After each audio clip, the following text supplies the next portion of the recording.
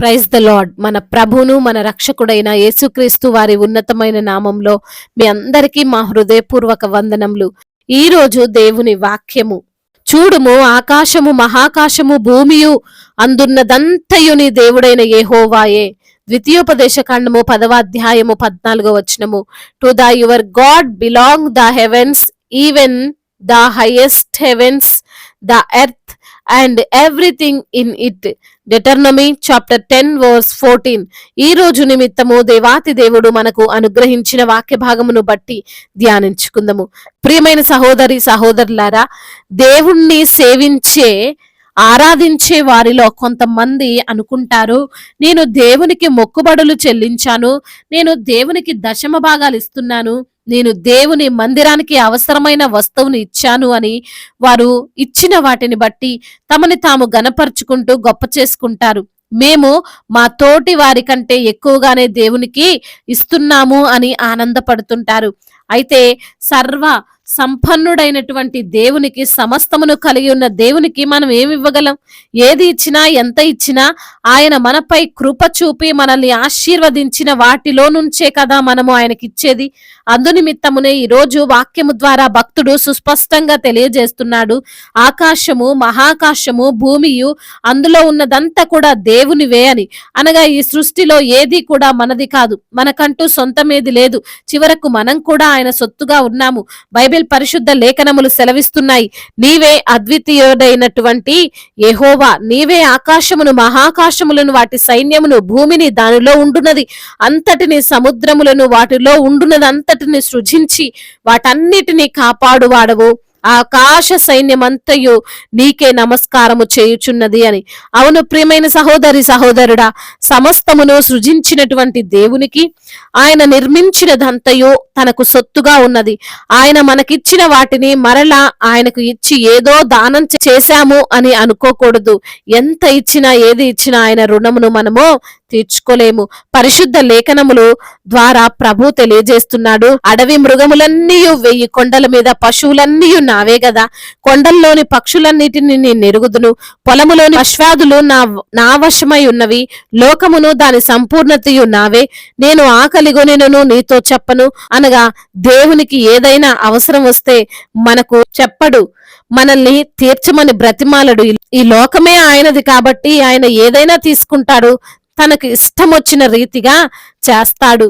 ఎందుకంటే ఆకాశము ఆయన సింహాసనము, భూమి ఆయన పాదపీఠమై ఉన్నది. మనము నిర్మించిన ఆలయములో ఆయన నివసిస్తాడు, మనము అర్పించే అర్పణలను బట్టి ఆయన సంతోషిస్తాడు అనుకోవడం మన యొక్క అవివేకం. తల్లి గర్భమున పడినది మొదలుకొని మనము భూమిపై పుట్టి మరలా మరణించేంత వరకు కాచి కాపాడుతున్న దేవునికి మనమేమి ఇవ్వగలం?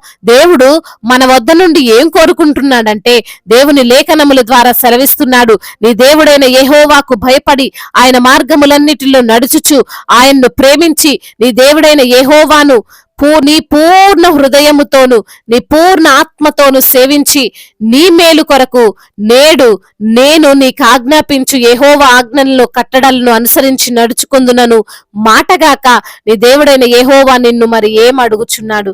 ఈ రోజున ఈ మాటలు వింటున్న ప్రేమైన సహోదరి సహోదరుల, దేవుడు మనల్నందరినీ అడుగుతున్నది ఒక్కటే, అది ఆయన ఆజ్ఞల్లో పాటించే వారముగా ఉండాలి అని.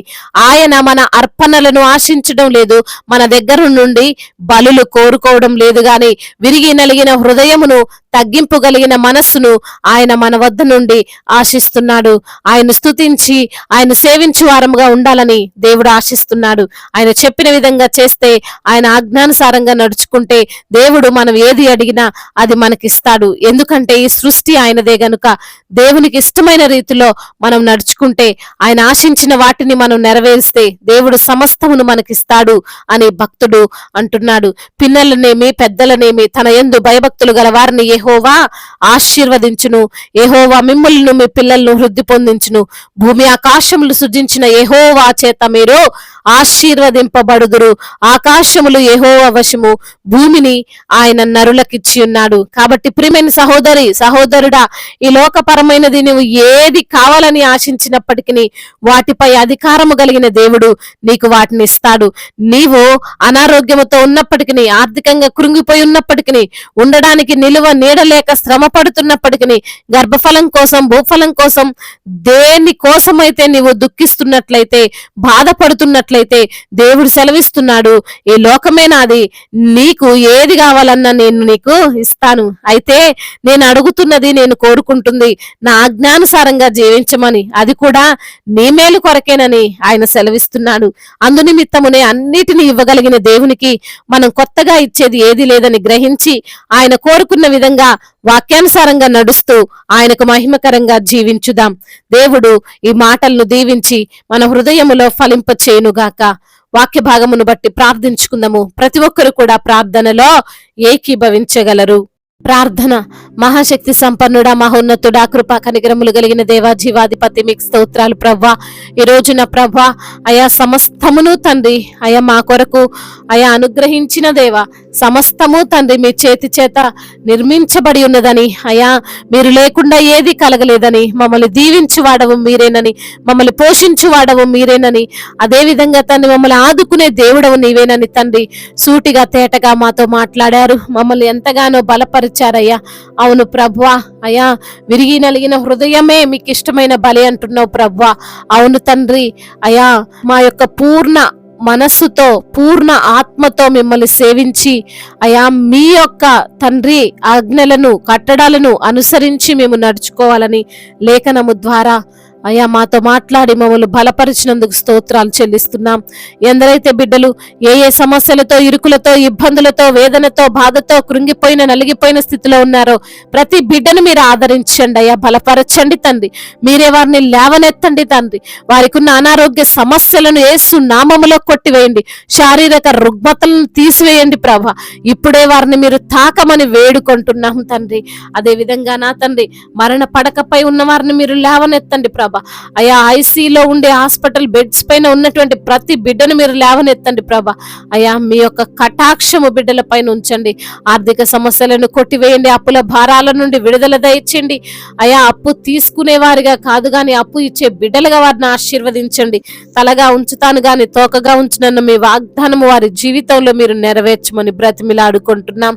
ఎందరైతే బిడ్డలు ఈ రోజున నా ప్రభా అయా మరి కుటుంబాలలో సంతోషము లేక, సమాధానము లేక, అయా భార్యాభర్తల మధ్య విభేదాలతో, అల్లర్లతో, గొడవలతో ఉంటూ ఉన్నటువంటి ప్రతి బిడ్డను మీరు జ్ఞాపకం చేసుకొని తండ్రి వారి యొక్క కుటుంబములో సంతోషము, సమాధానాన్ని నెలకొల్పమని బ్రతిమిలాడుకుంటున్నాం తండ్రి. సమాధానానికి కర్తవైన దేవుడవు వారి కుటుంబంలో మీరు ఉండమని వేడుకుంటున్నాం తండ్రి.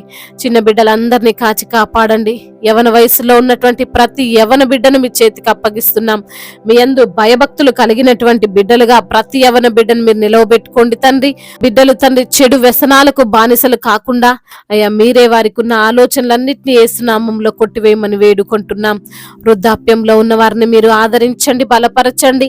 వారి ఎముకలలో సత్తువనివ్వండి, బలాన్ని ఇవ్వండి నా ప్రభువా. అయ్యా ఎల్లప్పుడు మిమ్మల్ని స్తుతించే భాగ్యం వారికి దయచేయండి అయ్యా. అయా అనాథలను ఆదుకోండి అయ్యా, భాగ్యులను ఆదుకోనండి ప్రభా. అయా విధవరాల పక్షంగా మీరుండి న్యాయమును తీర్చండి తండ్రి.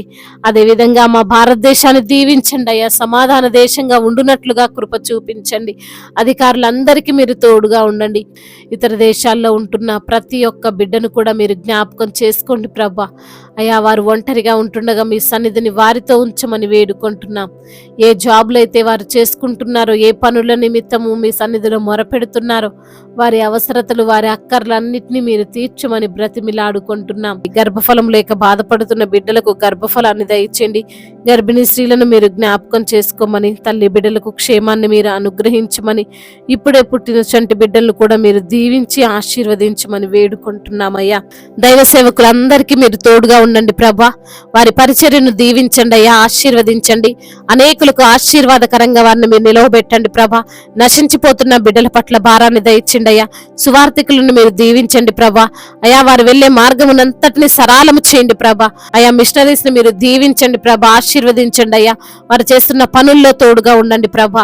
అయ్యా అదే విధంగా ఈ రోజున ఎందరైతే బిడ్డలు ప్రయాణాల్లో ఉన్నారో వారి ప్రయాణం అంతటిని సుఖముగా, సౌఖ్యముగా, క్షేమకరంగా ఉండునట్లుగా కృప చూపించమని బ్రతిమిలాడుకుంటున్నాం. మారు మనసు లేక, రక్షణ లేక అయ్యా ఎందరైతే బిడ్డలు ఉంటున్నారో ప్రభా, మరి తండ్రి వారి హృదయాలను మీరు ప్రేరేపించమని వేడుకుంటున్నాం అయ్యా. మరి ఉద్యోగాలు లేక బాధపడుతున్న బిడ్డలను కూడా మీరు జ్ఞాపకం చేసుకుని మంచి ఉద్యోగాన్ని దయచేయమని, కాంపిటేటివ్ ఎగ్జామ్స్ రాస్తున్న బిడ్డలను కూడా మీరు జ్ఞాపకం చేసుకోమని వేడుకుంటూ నజరేయుడైన యేసుక్రీస్తు వారి నామంలో ఈ ప్రార్థనను అడిగి వేడుకొని పొందుకొని ఉన్నాము మా ప్రియ పరలోకపు తండ్రి, ఆమేన్. ఈ రోజు పెళ్లి రోజు మరియు పుట్టినరోజు జరుపుకున్న వారందరినీ దేవుడు దీవించి సకల మేలులతో, ఆశీర్వాదములతో, కృపాక్షేమములతో, శాంతి సమాధానముతో, మెండైన దీవెనలతో దేవుడు మిమ్మల్ని నింపునుగాక. మీ యొక్క ప్రార్థన అవసరతలను మాకు తెలియజేయగలరు. మీ కొరకు మేము తప్పక ప్రార్థిస్తాము. మొదటిసారిగా మన యొక్క ఆదరణ వాక్యం చూస్తున్నట్లయితే తప్పకుండా సబ్స్క్రైబ్ చేసుకోగలరు. ఈ వాక్యం మీకు ఆశీర్వాదకరంగా ఉండినట్లయితే అనేకులకు కూడా ఈ వాక్యాన్ని పంపి మీరు కూడా దేవుని యొక్క రాజ్య సువార్తలో పాలిభాగస్తులు కావాలని దేవుని పేరిట మనవి చేసుకుంటున్నాం. May God bless you all. దేవుడు మిమ్మల్ని దీవించి బలపరిచి స్థిరపరచునుగాక.